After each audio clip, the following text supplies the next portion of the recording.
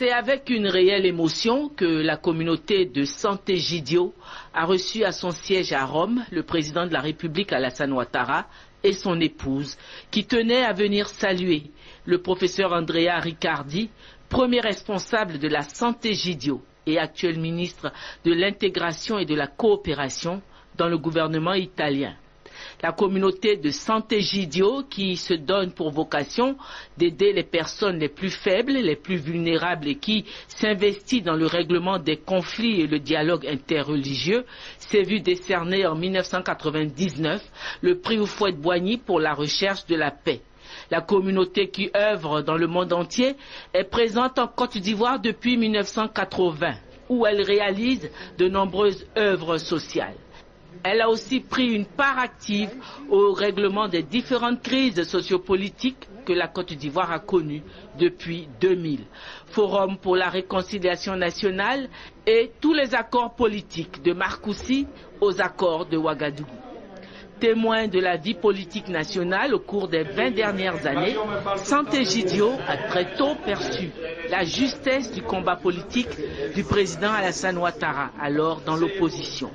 De ce fait, Sant'Egidio lui a apporté son soutien au cours de sa longue marche pour l'accession à la magistrature suprême de son pays. En visite à Rome pour la première fois depuis qu'il est au pouvoir, le président de la République tenait à témoigner sa reconnaissance à cette communauté et en premier lieu à son premier responsable, le professeur Andrea Riccardi, ministre de l'intégration et de la coopération dans le gouvernement italien. Prenant la parole en premier en qualité d'hôte, le professeur Andrea Riccardi a exprimé l'émotion de l'ensemble de sa communauté de recevoir le président Alassane Ouattara, président de la République de Côte d'Ivoire. Il lui a renouvelé la confiance que Sant'Egidio, depuis le départ, n'a cessé de placer en lui et dans son projet pour son pays, la Côte d'Ivoire, et partant pour toute l'Afrique. Vous avez su faire l'insulte, la violence sur votre famille, sur les militants de votre parti, mais vous êtes et vous étiez toujours un homme sage et prudent, savant mettre ensemble la sagesse, la prudence, mais aussi l'espérance de changer votre pays. Le président de la République, en réponse, a rendu hommage à Sant'Egidio pour ses nombreuses actions humanitaires dans le monde et pour le soutien qu'elle a apporté pour l'avènement de l'état de droit en Côte d'Ivoire. Il a redit son ambition pour son pays et promis de ne pas décevoir les espoirs placés en lui.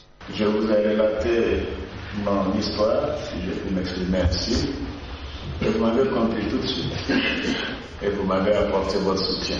Vous avez essayé de diffuser à travers le monde un peu ce qui se passait en Côte d'Ivoire. Et grâce à ce message, les choses ont commencé à changer. Et cette guerre que nous avons connue, nous en tirons des leçons. Parce que la guerre est une chose affreuse.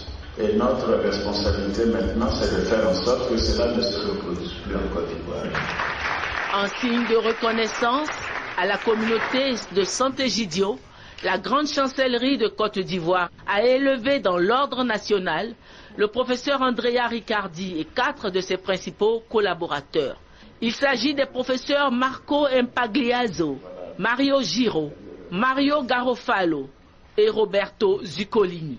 Un dîner offert par la communauté en l'honneur du président de la République Alassane Ouattara et son épouse est venu clore cette sympathique cérémonie.